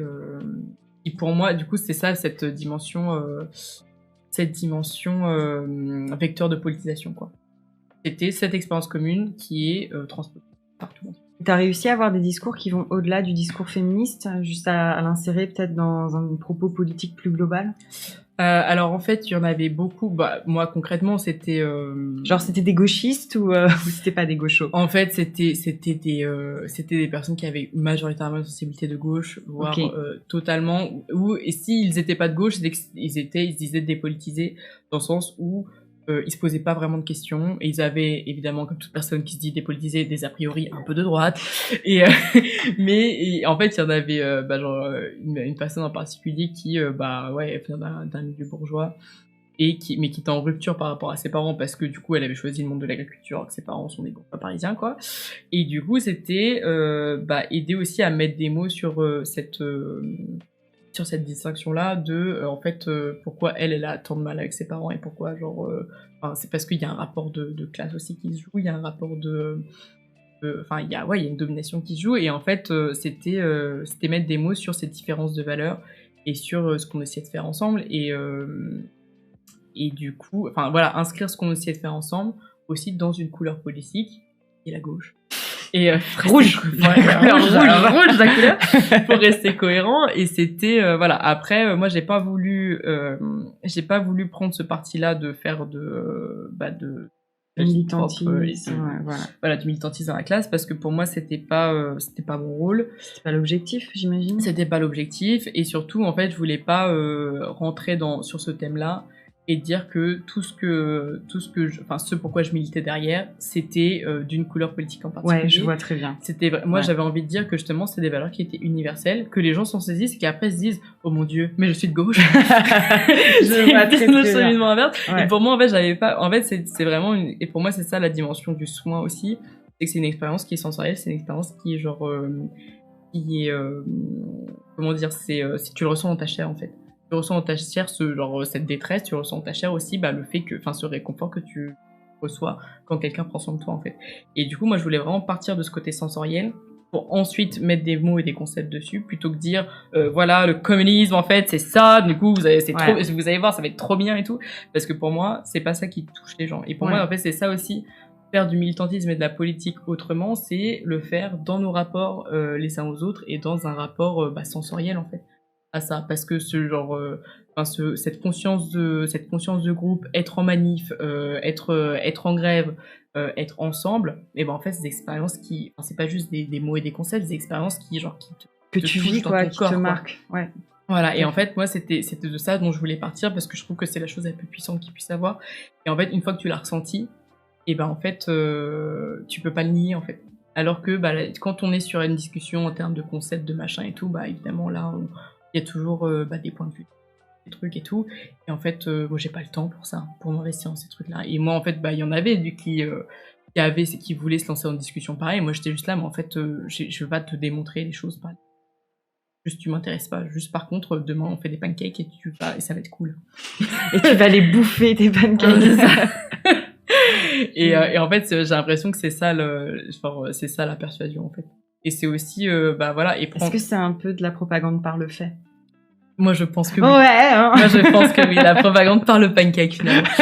Et en fait, et c'est aussi ce truc de dire, voilà, je vais prendre soin des personnes sans distinction, et que, ils seront redevables aussi sans distinction aux autres, ouais. Au groupe, et en fait, ils sont obligés par leur pratique de s'associer à ce truc-là. Et c'est des choses assez simples, en fait, et c'est compréhensible partout. Et quelqu'un qui te demande d'où tu tiens ta culture politique? Ma fac à Paris 8, ma licence de sciences politiques à Paris 8, et l'expérience de la grève, où ça m'a pas mal chamboulé sur la grève de 2019, donc, où voilà, cette expérience-là de les cours s'arrêtent, et en fait, qu'est-ce qui reste de nos organisations sociales, qui on est par rapport aux profs, qui on est par rapport, c'est quoi l'institution de la fac, où en fait on remet tout en question. Parce que il y a une rupture dans notre quotidien, et là on se dit qu'est-ce qu'on fait ensemble, en fait. Et là, du coup, les rapports entre profs et élèves se sont aplanis, on s'est mieux redécouvert, on avait enfin la maîtrise de notre temps, on pouvait en faire ce qu'on voulait, on avait les moyens de la fac aussi à mettre à disposition, et en fait c'est se dire en fait voilà ce qu'on a. En fait, quand on se saisit de ces moyens-là, quand on se saisit de notre temps aussi, et en fait voilà ce qu'on peut faire ensemble. Et ça, c'était une expérience qui était assez puissante, et qui m'a... Moi, j'ai une dernière question. C'est bien gentil ta petite histoire là, mais comment on essaie un petit peu d'étendre le truc, tu vois? Qu'est-ce qu'on peut en tirer? Qu'est-ce qui peut émerger en fait de cette expérience-là? Je sais pas si tu as réfléchi, toi. Ouais, en fait, pour moi, je sais pas, j'ai pas la solution magique, j'ai pas le tuto. Comment ça? Comment ça, mais je voulais une méthode. Non, mais pour moi, c'est ce truc de déjà avoir conscience de qu'est-ce qui fait collectif dans notre quotidien. En fait, dans quel collectif on s'insère, que ça soit à l'échelle de son quartier, à l'échelle de son travail, à l'échelle de sa famille même, et en fait, de se poser la question de soi-même, en fait, c'est quoi mes intérêts communs, et Et en fait, je sais que c'est pas que tout le monde n'a pas cette envie-là, que tout le monde n'a pas l'énergie aussi, que tout le monde n'a pas cette empathie, et que c'est pas dans la nature de tout le monde. Mais je pense que c'est important justement de le mettre en termes politiques et de se dire, en fait, parce que pour moi, voilà, c'est ok une action à petite échelle, une action à l'échelle d'une petite promo de privilégiés, majoritairement blanc d'ailleurs, dans un master à Lyon 2, mais pour moi, ça a relié avec la grande politique avec un grand P, pour se dire, c'est aussi mettre en pratique dans notre quotidien ces valeurs-là qu'on promeut ailleurs et vivre politiquement en fait. Et pour moi, en fait, moi, j'ai jamais milité dans des collectifs ou quoi. Et en fait, pour moi, c'est mon acte politique en fait. C'est ce truc d'éveiller chez les gens cette conscience du groupe, cette conscience de l'intérêt commun. Et pour moi, en fait, c'est avec des personnes qui sont sensibilisées à ça qu'on monte des actions, en fait, qu'on fait quelque chose. Parce que dès qu'on a conscience que on dépend pas, qu'on n'est pas seulement tout seul et qu'on est dans ces interdépendances-là, qu'on dépend de tout un tas d'organisations et de groupes humains autour, que on a envie de rendre, même si on connaît pas les gens. Et en fait, c'est quand on rentre dans ce truc-là, en fait, c'est là où on fait des actions, c'est là où on se mobilise, c'est là où on dépasse juste le cadre de notre quotidien. Donc pour moi, c'est vraiment individuellement là, se poser la question de dans quel collectif je m'insère, qu'est-ce que je peux donner aux autres de mon temps. Quand je fais un truc pour moi, est-ce que je peux pas le faire est-ce que je peux pas inclure d'autres personnes là-dedans. Est-ce que je peux pas parce que pour moi c'est ça qui initie le truc, c'est d'abord un geste vers l'autre, parce que évidemment t'as un groupe de personnes, personne n'est là pour, vous êtes chacun dans votre petite vie et tout. Comment on fait groupe? Pour moi, c'est vraiment conscientiser ce truc-là, et arriver avec cette envie-là, et aussi l'énergie, il faut bien le dire, et commencer à faire des choses, en fait, à lancer la machine, et lancer, pour moi, c'est lancer ce premier don qui va inciter le contre-don, en fait. Et du coup, c'est se dire, ah ouais, si on faisait l'apéro à la maison, si on faisait j'amène des chouquettes le matin et tout, et les personnes qui disent merci, dire, en fait, samedi, tu fais ça, et et tu fais ça à la prochaine. Chaque fois qu'on te dit merci, tu dis, chaque fois qu'on te dit merci, tu dis, la prochaine fois, c'est toi qui feras ça. Voilà, ça m'a fait trop plaisir de le faire, la prochaine fois, machin, ça part. Et voilà, créer ces interdépendances-là, appeler ce contre-don, en fait, qui nous lie les uns les autres. Et réfléchir aussi en soi, moi, dans quelle mesure, en fait, jusqu'où on est prêt à aller pour les autres, et dans quelle mesure, on a l'énergie aujourd'hui de s'intéresser aux autres, de saisir quand les gens vont pas bien, de faire ce petit geste-là qui coûte pas grand-chose parfois, mais les personnes de sentir les personnes qui sont pas bien autour de nous aussi, et de voir qui pourrait bénéficier, de ça, qui en demande de lien aussi dans nos quotidiens, en fait. Parce que tout le monde est isolé, tout le monde souffre du capitalisme, en fait. Et c'est créer ces solidarités-là et créer cette conscience commune-là, de se dire, en fait, tu souffres, moi aussi, en fait, on va prendre soin l'un de l'autre, et déjà on sera moins seul à deux. Et c'est, pour moi, c'est commencer par ces personnes-là, ces personnes qui sont les plus vulnérables dans ce là, et pour créer cette dynamique de soins, et au fur et à mesure inclure les autres, quoi. Merci. Ça me fait penser, là, la dernière chose que tu viens de dire, prendre soin les uns des autres, ça me fait penser un peu à la communauté queer quand même, où il y a cette notion-là qui est plus présente que dans l'autre monde. Exactement, ça ouais, je l'ai pas cité, mais pour moi c'est aussi un autre pan de ma politisation, c'est être lesbienne. Et ce parcours mon propre parcours de lesbianisation qui a commencé par une de tes vidéos, d'ailleurs je commence à le... Mais ouais, c'est comme ça que ça a commencé, et surtout voilà, j'étais accompagnée par des super lesbiennes de ma life, qui m'ont montré aussi ce que c'était le soin communautaire et la puissance que ça avait, et en fait c'est surtout ça en fait qui m'a transmis ce truc-là. Des personnes qui ont donné énormément de temps, qui m'ont donné des ressources. Bravo les lesbiennes, exactement, évidemment, on l'avait pas assez dit encore. Et en fait, qui m'ont quand je suis arrivée dans cette commu, elles m'ont tout donné. Elles m'ont passé des bouquins, elles m'ont passé des rêves. On a on a discuté énormément. Elles m'ont ramené à toutes leurs soirées, elles m'ont présenté leurs potes, elles m'ont ramené en week-end. Enfin vraiment, dans une générosité qui s'arrêtait jamais en fait. Et du coup, moi j'étais tellement submergée par ce truc-là. Déjà parce que d'habitude c'est moi qui prends soin des autres, tu vois, et pas l'inverse. Et surtout, et en fait, moi, j'étais juste là en mode, mais comment je rends en fait? Là, je suis totalement, enfin là, je me sens tellement en déséquilibre par rapport à tout ce qui m'est donné et comment je peux rendre et c'était ouais, c'était trop d'amour en fait. Et du coup, c'était tout de suite ce truc de vers qui ça peut se diriger en retour parce que bah elles avaient pas besoin que je leur explique comment être lesbienne concrètement. Donc c'était clairement pas vers elles que ça pouvait se tourner. Et du coup, moi je me suis dit bah voilà, en fait bah toute lesbienne en devenir que je vais croiser dans ma vie, bah genre bah je vais rendre tout ce qui m'a été donné, bah genre je vais rendre à la folie genre et de manière indéfinie à tout le monde. Et d'ailleurs ce que j'ai commencé à faire et ça marche. Et du coup, ce que j'incite après les gens à faire aussi de leur truc, c'est de se dire, bah voilà, genre... Donc tu homosexualises les masses, en fait. Bien sûr. Ça, c'est mon deuxième combat aussi. C'est tous mes sous-combats derrière le soin guerrier. Finalement, il y a un projet du lobby queer. Mais ouais, et c'est vraiment... ouais, évidemment, le soin communautaire et ce qui est puissant dans le soin communautaire, c'est que bah tout le monde est en galère, quoi. Tout le monde est en galère, tout le monde est précaire, tout le monde est au bout de sa life, tout le monde est dépressif, et en fait, il nous reste que nous, quoi. Et à différents moments, et genre en fonction de nos énergies et tout. Et pourtant, bah, c'est là, quoi. Et il y a des socles, enfin, non, moi, mon couple de lesbiennes d'amour, mais vraiment, enfin, c'est un socle de ma vie, et voilà aujourd'hui, quoi. Et c'est des exemples, et aussi, moi, c'est ça que j'ai envie de faire aussi. J'ai envie d'être les personnes qu'elles ont été pour moi. Et de donner genre avec ce niveau d'intensité aussi pour que ça se propage en fait, parce que c'est ça le truc, c'est qu'une personne qui est dans le soin et ben en fait enfin c'est comme nos grands-mères quoi, genre ça se diffuse de ouf et c'est genre bah c'est les enfants qui apprennent et qui en bénéficient. Une personne qui est destructeur et bah après c'est des cycles de violence qui s'enchaînent aussi, et c'est genre c'est 1000 gens qui sont détruits. C'est le cercle de la haine et c'est Eren Yeager. Mais voilà, et en fait c'est Eren Yeager. Voilà, merci.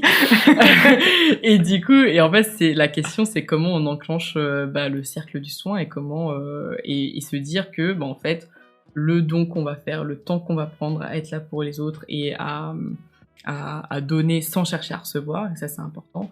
Et ben en fait les effets que ça aura, mais ça dépasse le moment en fait, et c'est trop beau. Trop bien. Ça a l'air en tout cas. Du coup j'avais une question, je l'ai oubliée. Je me suis laissée un peu déborder par les émotions. Trop d'amour. Alors on parlait du soin communautaire. On parlait, ça me faisait penser à la culture queer. Ouais. Le chat, si vous avez des questions, c'est le moment là, le temps que je rattrape le fil. Je suis désolée. Hein. Oui, voilà. Je pense que peut-être... Enfin, tu vas me dire ce que t'en penses plutôt, parce que moi, on s'en fout. Comment faire pour que qu'est-ce qui pose problème avec le soin? Parce que tu l'as très bien expliqué, on a tous intérêt en fait à prendre soin les uns des autres. Mais aujourd'hui, il y a une problématique notamment féministe liée au travail du care. Qu'est-ce qu'on pourrait imaginer qui pourrait être mis en place pour valoriser ce soin guerrier-là que tu prêches? Bah, pour moi, c'est déjà reconnaître que c'est la qualité fondamentale de notre société. Et que c'est une compétence qui s'apprend, surtout qui s'acquiert, qui est pas innée aux femmes. C'est pas nos utérus qui prennent soin des gens. C'est genre c'est vraiment hashtag femmeauto. Ouais, c'est ça. C'est vraiment des compétences, c'est un travail en fait. Voilà, c'est des compétences, c'est un travail, et c'est aussi un travail qui est dévalorisé. Des compétences sont dévalorisées, donc c'est déjà reconnaître les personnes dont c'est le métier. Reconnaître les aides de vie qui s'occupent des vieux, les aides à l'enfance qui s'occupent des bébés, et aussi déjà valoriser ses compétences, valoriser les personnes qui exercent ces métiers-là, et aussi apprendre d'eux et d'elles, surtout apprendre d'elles, et le diffuser dans notre quotidien en fait. Et c'est aussi, qui dit compétence dit qui dit apprentissage dit que en fait tout le monde peut s'en emparer, et surtout les hommes qui partent avec une sacrée carence. Merci Seb le mot, merci beaucoup. Ils partent avec une sacrée carence et du coup il y a tout un truc à refaire, et c'est aussi équiper les hommes en leur disant voilà, en fait vous êtes nuls concrètement. J'accueille Justin. Bienvenue le raid, merci Justin pour le raid. Donc on en était sur les hommes, vous êtes nuls. Voilà, c'est ça. Et c'est dire voilà, vous avez un déficit de compétences sur ces questions-là, et pourtant vous en bénéficiez tous les jours, et votre vie serait pas la même si il n'y avait pas eu des femmes dans vos vies pour s'occuper de vous concrètement. Ouais. Et pour se donner justement ce don, beaucoup d'énergie à cette tâche-là. Donc ça veut dire que en fait vous êtes redevable de toutes les femmes de votre vie. Premièrement, vous êtes redevable des femmes en particulier. Et en fait, il va falloir step up. En fait, il va falloir monter en compétences. Il va falloir vraiment faire le taf en fait. Et acquérir des compétences comme on apprend à faire tout un tas de choses, comme on apprend à écrire, comme on apprend à jouer aux jeux vidéo. À jouer aux jeux vidéo, exactement. Ça s'entraîne, c'est un muscle, voilà. Au début, on commence, on est nul, au début, classique truc de mec, tu vois, genre ça, enfin une pote raconte une histoire triste, le mec est tout de suite là dans la recherche de solutions parce qu'en fait il est dépassé par ses émotions. Donc la première étape. On fait pas ça. La première étape, c'est déjà mieux se connaître soi-même en fait, parce que c'est ça le truc, c'est que déjà comment on est mieux en phase avec ses propres émotions pour mieux accueillir celles des autres, parce que c'est ça le problème numéro 1 des mecs, c'est qu'ils savent pas ce qu'ils ressentent, et ils espèces de bloubi-bouba gars là qui il y a des trucs qui les traversent, mais voilà. Bref, ça c'est ton Voilà. domaine. Je te laisse gérer les hommes. Ça me concerne pas. Mais du coup, c'est déjà comment mieux se comprendre soi-même. Et en fait, c'est une belle aventure, quoi. Et c'est pour ça que moi, j'encourage les gens à le faire. C'est que c'est beau. Et c'est pour ça, et c'est là-dessus qu'on convainc les gens de le faire. C'est que, c'est trop chouette et que il y a que du bonheur à la clé. Donc c'est déjà, mieux apprendre à se connaître soi-même, mieux apprendre à accueillir les émotions des autres et justement être plus en paix avec soi-même pour justement pas que ça crée des choses chez nous qui viennent des montagnes. Et c'est aussi apprendre à décrypter aussi les manières de communiquer. Donc ça veut dire que quand il y a des personnes qui sont pas bien, qui vont se fixer sur un tout petit détail, c'est pas vraiment le détail le problème. C'est toute la situation d'angoisse et c'est bien autre chose, c'est bien plus global et tout. Et en fait, c'est apprendre aussi toutes ces subtilités-là du langage et se dire, mais en fait, et de pas justement essayer de régler les problèmes en eux-mêmes, les problèmes matériels, parce que évidemment que c'est facile, parce que t'as une prise sur cette espèce de micro-problème que tu peux gérer. Et en fait, c'est beaucoup plus dur de juste accepter que, en fait, les gens parfois, et que c'est pas grave. Et qu'en fait, il y a pas forcément de baguette magique pour faire que ça aille mieux, et juste accepter cet état de fait, quoi. Et juste le fait d'être là, le fait d'en parler, le fait de créer la discussion, et en fait, c'est déjà être dans le care, genre. Et c'est déjà un premier pas, donc du coup, les hommes, step up déjà, et puis surtout accepter que parfois, que vous n'avez pas la solution et qu'on n'attend pas de vous d'avoir des solutions miracles, mais juste apprenez à être là, quoi, à être là dans l'écoute, à prendre ce temps, et à être en empathie en fait, de montrer, de valider les souffrances des autres en fait. C'est juste ça, rien que dire. Je comprends que ça soit difficile. Je comprends, et en fait, dans la situation à laquelle t'es, c'est normal que t'ailles pas bien, parce que c'est dur, en fait. Et déjà, déjà, tu t'en juste sors. dire ça, Juste dire ça, mais juste, ça fait un bien fou, en fait. Et c'est juste ça. Juste dire, en fait, je comprends, et c'est vachement dur ce que tu traverses, et putain, c'est chaud, mais t'inquiète, on va essayer de traverser ça ensemble. Et en tout cas, moi, je suis là. Juste ça. Donc il y a déjà cette première chose de monter en compétence chacun soi-même, et puis au-delà de ça de reconnaître des personnes qui font ce travail et les remercier et les mettre en valeur pour ce travail-là qui est fait gratuitement tout le temps par les femmes surtout. Et la meilleure manière de valoriser ce travail et de remercier ce travail-là, en fait c'est de le faire pour elle en fait. Et ça veut dire c'est prendre soin de sa mère, même si elle vous fait chier, même si elle est chiante de ouf. Bon après il y a des situations où c'est mieux de s'en éloigner, hein, on est bien d'accord. Il y a pas d'obligation là-dessus, mais aussi c'est ce truc de aussi comprendre comprendre les autres, et aussi prendre soin des personnes qui prennent soin des gens tout le temps en fait. Et c'est leur faire des petites attentions, c'est comprendre vraiment et être moins une charge pour elles surtout. Ça c'est un truc, donc comprendre toutes ces petites actions qui sont faites pour nous sans qu'on s'en rende compte, et juste commencer à ne plus être un bébé et les faire soi-même finalement. Pas attendre que sa mère fasse sa lessive ou fasse des jolies boîtes à bouffer et tout, mais se poser la question de se dire en fait je vais passer le week-end chez mes darons, on va devoir manger, on va devoir se poser la question de qu'est-ce qu'on mange, comment on fait les courses et tout, et c'est être proactif en fait, c'est prendre les devants sur ces trucs là. Et se demander vraiment tout le temps comment je facilite la vie de l'autre. Exactement. Et en fait, plutôt que de penser, pour moi, c'est plus se dire, je vais devoir manger. Donc du coup, ça veut dire que tout le monde va devoir manger. Donc comment en fait on organise ce truc à plusieurs en fait, pas de pas se dire je m'achèterai un sandwich en passant, ou je me ferai mon petit truc de pâtes à côté. C'est se dire en fait tout le monde a les mêmes besoins que moi, puisque on va faire notre journée ensemble. Donc du coup, c'est comment on apporte des créations collectives à ces trucs-là, à chaque instant. Et en fait, c'est ça que font les darons de manière générale, enfin les daronnes surtout, tu vois, de se dire, en fait, là, mon gosse, il doit manger. Enfin, moi aussi, mais du coup, mon gosse aussi. Donc, du coup, comment, en fait, je le nourris, quoi. Et c'est cette pensée-là. Et se dire, voilà, en fait, voilà, je le nourris, mais je pense que, machin est végé, machin est sans gluten, machin est musulman, il mange pas de porc. Et du coup, c'est comment j'adapte comment je pense à ma solution pour qu'elle soit adaptée à tout le monde. Et est-ce que à un niveau institutionnel, il y a des cartes à jouer, il y a des revendications sur lesquelles il faudrait peut-être plus insister?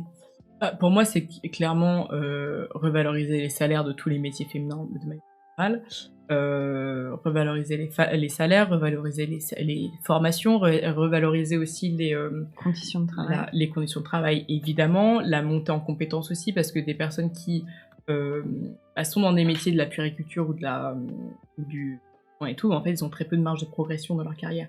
Et en fait, quand tu gères des enfants, quand tu gères une équipe, et en fait, t'as des compétences qui sont énormes et qui mériteraient d'être valorisées autrement que juste par ce travail-là. En fait, il faut proposer aussi des perspectives de carrière et donner des responsabilités à ces personnes-là qui ont une vraie connaissance de l'empathie, de la manière dont devrait fonctionner leur service et une manière, ils ont une vraie manière de faire en fait, parce que c'est cette expertise-là de savoir en fait si ta salle de puériculture elle est agencée d'une telle manière, en fait ça favorise pas forcément les échanges entre tes enfants.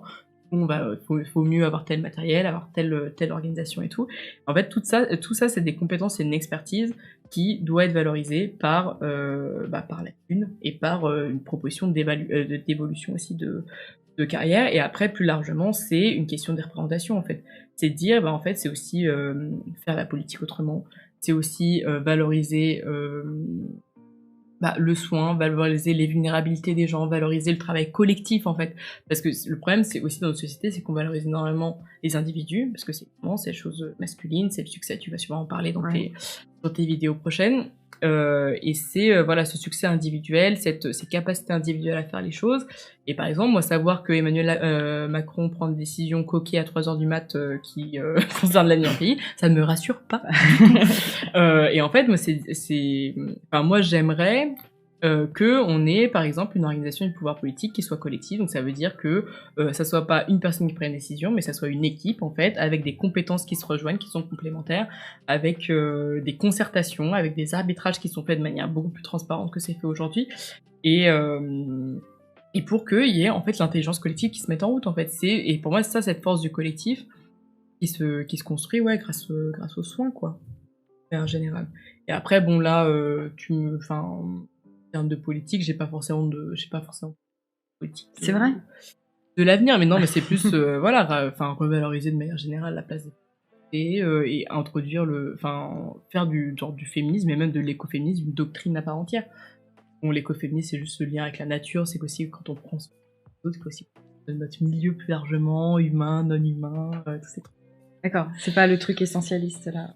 Non, c'est pas faire des cérémonies avec le sang de règles, ça c'est autre chose. Non, c'est pas ça, on est d'accord. Ok, d'accord. Écoute, j'ai pas d'autres questions. Je trouve qu'on a fait bien le tour. Le chat, c'est le moment de vous manifester là. Allez hop, si vous avez des questions, c'est maintenant sur comment faire pour faire collectif. Toi, est-ce qu'il y a des choses que tu aimerais aborder sur lesquelles on est passé? Non, je crois qu'on a à peu près fait le tour. Est-ce que je pense que j'avais envie de dire non, je crois qu'on a été... Ouais, on a été bien. Ouais. Ok, le chat ne se manifeste pas. Vous pouvez vous manifester en prenant des subs, il n'y a pas de souci, ou en offrant des subs à la communauté. Prenez soin de votre communauté, offrez-lui des subs. Ça, c'est clair. Mais écoute, ce qui a été dit. Pas grand-chose. Ouais. Les gens sont pas très intéressants. Il y avait des propositions pour créer un programme, reconnaître le travail domestique, remettre des moyens dans les services publics à l'enfance. Impossible de faire de projet pédagogique avec un taux d'encadrement aussi faible en crèche et maternelle. Ah oui, non, mais bien sûr, on est d'accord. Peut-être une autre chose sur la dimension genrée du master. Nous, en fait, on avait des projets collectifs, on était 11 par projet collectif, ce qui était énorme. Et en fait, on s'est rendu compte que, évidemment, c'était les meufs qui géraient le care du groupe, quoi, majoritairement. Donc bon, là maintenant ça a un peu progressé, ça va un peu mieux. Mais en fait, la manière dont les profs évaluaient ce projet collectif, c'était aussi par notre note individuelle était basée sur une auto-évaluation. Et en fait, concrètement, les mecs se sont sursaucés et les meufs étaient là, jamais je me mettrais la note maximum. Que non, je pense pas, juste sont auto-censurés de ouf. Du coup, nous, c'était notation sur 5 à chaque fois pour tous les items. Donc nous, on a instauré le barème rose où on rajoutait... Bon, en fait, on faisait comme si la notation était sur 7. Donc du coup, elle pouvait se mettre 5 parce que c'était pas la note maximale finalement. C'est trop bien. C'est une trop bonne idée. Ok. Bon, le nom, c'est pas moi qui l'ai choisi, je crois. Mais, le barème rose, ouais, comme la taxe rose, c'est voilà, super. C'est ça. Et du coup, ça permettait de corriger un peu ces biais d'auto-évaluation. Et surtout, moi, après, c'était un plaidoyer, parce qu'en fait, à la suite, on avait des entretiens individuels avec les profs. Moi, je fais mon petit plaidoyer habituel, quoi, de dire, voilà, un petit discours syndicaliste. Pour dire que en fait les meufs avaient tendance à se sous-évaluer, à pas savoir comment se vendre dans les lettres de motifs, et qu'en fait c'est des comportements qui allaient se reproduire dans le monde professionnel après. Et du coup moi ce que je demandais aussi, c'était une sensibilisation sur les dynamiques de genre au sein du master pour outiller les meufs et faire en fait tout le travail qu'on avait fait toute l'année, sauf que de manière rémunérée, de manière professionnelle, que ce soit pas à moi d'assurer ces trucs là. Et et ça ça peut être, ça fait partie des revendications. Je pense que dans ces études qui nous écoutent, mais ça peut faire partie des choses qu'on peut demander légitimement. Sont arrivées. Voilà. Et après, genre, peut-être que dans le milieu professionnel, il y a aussi des trucs comme ça.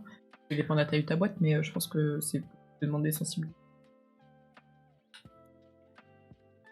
Ah oui, alors pour avoir bossé dans des grandes entreprises, oui, tu peux demander.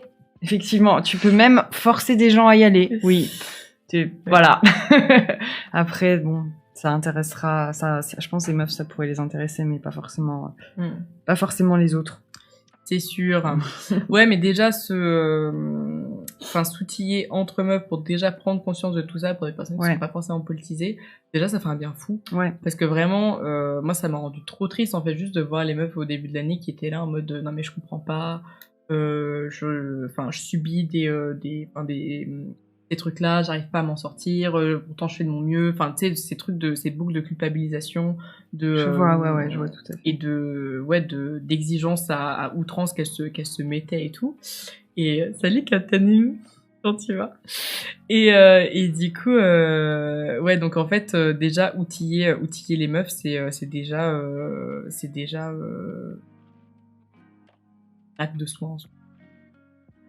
Et ouais, donner des outils, vraiment, c'est quelque chose que tu as beaucoup répété, c'est outiller c'est ça, les membres du collectif. Voilà, en fait, pour moi, ce que j'entends par outiller, c'est dire, voilà, il y a des expériences individuelles ou collectives, et ramener le bagage politique par-dessus, les concepts, les outils. Dire, en fait, tu vois, c'est là ce que tu ressens, c'est la charge mentale. c'est chiant. C'est chiant, et c'est pas une fatalité, surtout c'est à cause d'eux, là. Je vois. Et c'est remettre les pendules à l'heure, en fait, c'est rappeler pourquoi les choses se passent ainsi. Et après il y en avait qui étaient en mode tu fais des généralités, mais et j'étais là, en fait le fait est que, prouvez-moi le contraire en fait. Oui, parce que là en plus t'avais l'exemple concret, ici ça se passe comme ça en tout cas, je fais des généralités ou pas, peu importe, ici ça se passe comme ça, donc on s'en fout en fait. Voilà, et c'est juste rappeler objectivement ce qui se passe dans les dynamiques du collectif. Voilà, et c'est mettre en lumière des comportements qui semblent anodins pour les gens, mais dire en fait là en fait ça te paraît anodin, mais en fait c'est pas anodin, là c'est un rapport de domination en fait qui s'exprime de telle manière. Et rien que visibiliser ces petits trucs là, en fait les gens en prennent vachement plus conscience, et ils ont envie d'agir dessus aussi. Ok, merci. Merci à toi de m'avoir invité. Ça fait plaisir. Est-ce que t'as ajouté déjà une dernière chose, mais bon, ouais, t'es sec. Pas de souci. Écoutez, merci le chat d'avoir été là. C'était plus un format podcast qu'un format stream. On n'a pas trop interagi avec vous, mais c'était cool en tout cas. C'était hyper intéressant, et la VOD sera dispo sur YouTube, bien sûr. Je vais vous envoyer le plus vite possible loin. Très loin. Voilà. Hop, c'est ici. Passez une bonne fin de soirée tout le monde. Merci à vous. Ciao. Salut.